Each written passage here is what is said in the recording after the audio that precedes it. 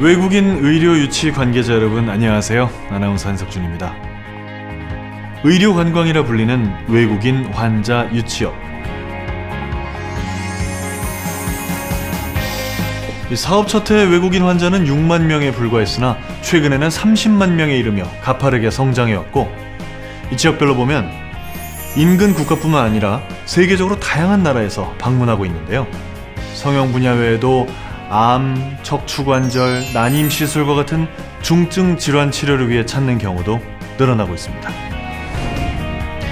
이렇게 외국인 환자가 늘어나는 만큼 그에 따른 의료 분쟁이나 갈등들도 생겨나게 됐습니다.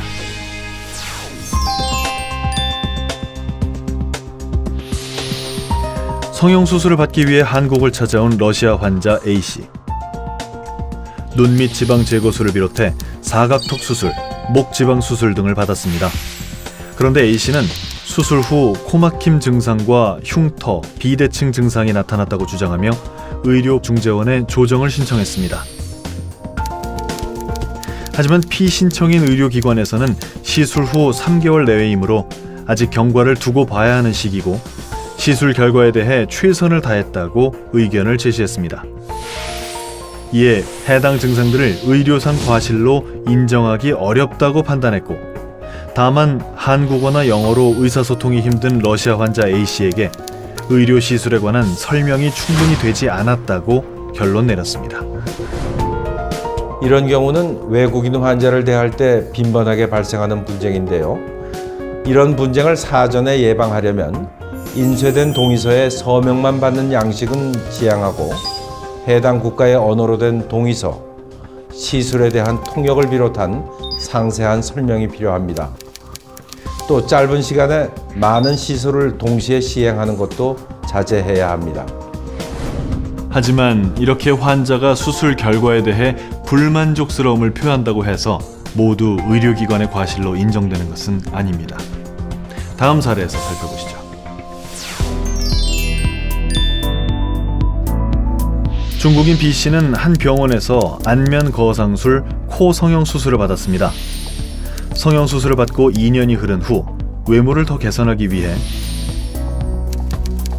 안면 거상, 휜 코 교정, 지방 이식, 안검 하수 등의 수술을 추가로 받게 됐는데요.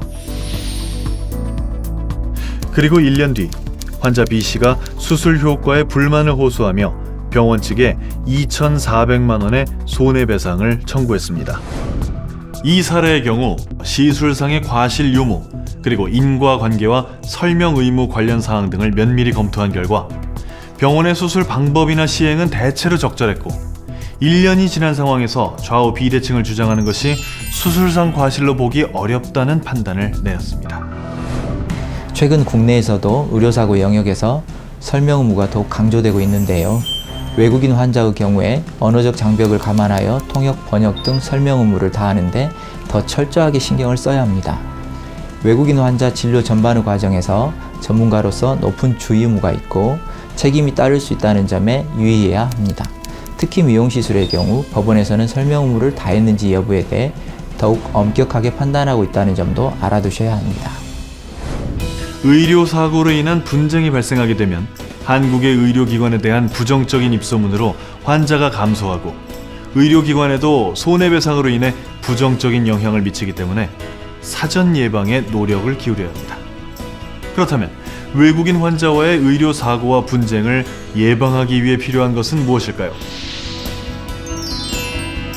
각종 동의서는 해당 국가의 언어로 작성해야 하며, 수술에 대한 충분한 설명과 함께 부작용과 주의사항까지 설명해야 하고, 모든 치료 과정의 단계를 상세히 기록으로 남겨야 합니다. 안전한 대한민국의 의료 문화를 전 세계에 전파하는 일, 기본을 지키고 원칙에 충실한 자세에서부터 시작된다는 것 꼭 기억해 주시기 바랍니다.